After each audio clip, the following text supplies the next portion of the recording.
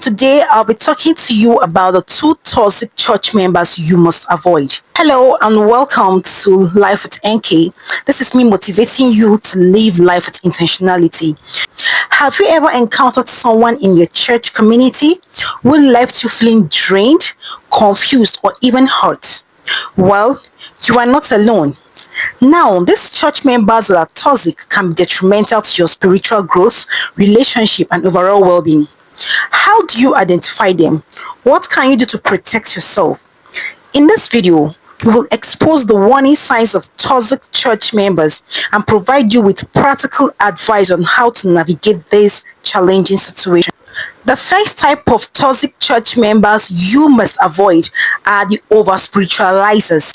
These church members or church members in your community attribute every event, circumstances, or outcome to God's direct intervention without considering human agencies, personal responsibility, or natural cause. They might say things like, God made me come late to work today. God didn't want me to get that job. God is testing my faith with this illness. Avoiding these over spiritualizers can help you maintain a balanced perspective on life, acknowledging both the role of faith and personal responsibilities. They are so into God that they take little or no responsibility for themselves. The next type of toxic church member you must avoid are the fatalists. The fatalist believes that everything is predestined by God and human action have little or no impact on outcomes. How do you know this fatalists? They say things like, whatever will be. It's all in God's hands. I don't need to take action. God will take care of it. It's not my fault. It's God's plans. Well, this is me telling you, avoid fatalists, and it will help you maintain a sense of urgency, motivation, and recognize that your actions can make a difference in your life and in the life of others. Now, how do you navigate these two toxic church members? There are 5 ways I'm going to list out to you here to navigate these church members. I titled them before interaction, during interaction, when interacting, after interaction, and spiritual protection. Because the only way you can interact with these members or you come in contact with these toxic members is during interaction. So let's get on to the first one, before interaction. Before you interact with this kind of people, set clear boundaries on what you want to interact, on what you want to talk about. You must not discuss every kind of topic with them to avoid some arguments. Prepare yourself, seek God's wisdom and guidance before engaging them in any talk. So these are the things you have to do before interacting with a toxic church member. The next one is during interaction. When interacting with a toxic church member, stay calm and composed. Maintain your emotional balance. Don't allow them to make you feel angry, make you feel out of place, because they're always seeing things from a different angle. Remember, 6 could be 9, depending on what angle you choose to view it. The next one is avoid debate. Never engage in an argument, because these over-spiritualizers and fatalists will never see reasons with you why they should be responsible for their lives. Focus on scripture. Ground conversation in biblical truth. Always use biblical truths to prove your point, if at all you want to insist on any points. Don't take it personal.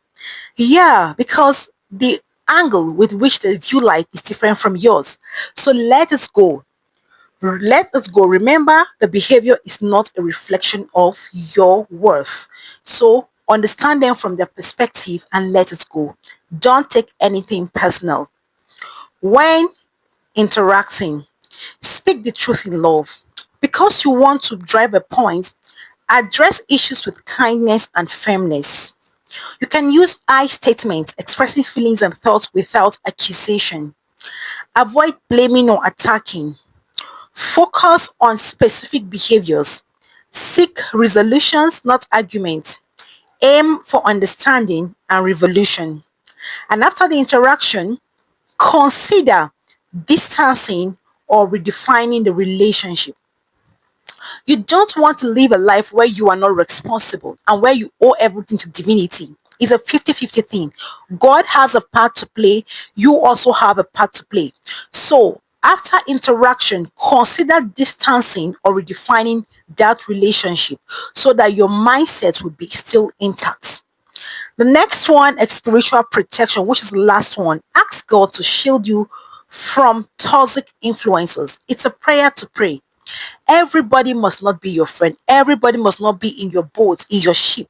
So you need to redefine, you need to ask God to shield you from toxic people. Wear spiritual armor, just like Ephesians chapter 6, 10 to 18 talked about. Look for all the armors of God that can help you shield those toxic church members. Stay grounded in scriptures, seek biblical truths and guidance. It will help you a lot. This is also another important point. In all of it, you need to seek biblical truth to help you, to guide you, and to direct you. So while dealing with toxic church member, know that they can also be there out there in the society, in the streets. And the easiest way to come in contact with toxic members is through communication. Do all you can to limit communications with them. Do all you can never to argue. Do all you can to redefine and distance yourself from such relationships. I trust you've learned one or two. Remember, your mindset is very important. It determines your altitude in life. So, if you want to be really responsible for yourself, if you want to be responsible for the outcome of your life, you need to avoid these two sets of toxic people: over spiritualizers who never take responsibility and attribute anything to and everything to God, and the fatalists who believes that anything that happens is still up to God. So you've got to be very careful, you've got to be very cautious, and know that life is intentional and you have your part to play. You have your part to play and God has his part to play. I know that it's a journey, and the journey of life, it's not a smooth road, but where you owe all responsibilities to God means you don't want to take responsibility at all. If God is really doing everything, we wouldn't have innovations, we wouldn't have discoveries. But God has given us ability to create because He was first called, introduced to us as the creator. So we have to be in His image by creating, by being responsible. He said, "Go ye, be fruitful, multiply, and replenish." That is giving instruction to be productive. So to be in God's class, we must be like Him, being productive and being creative.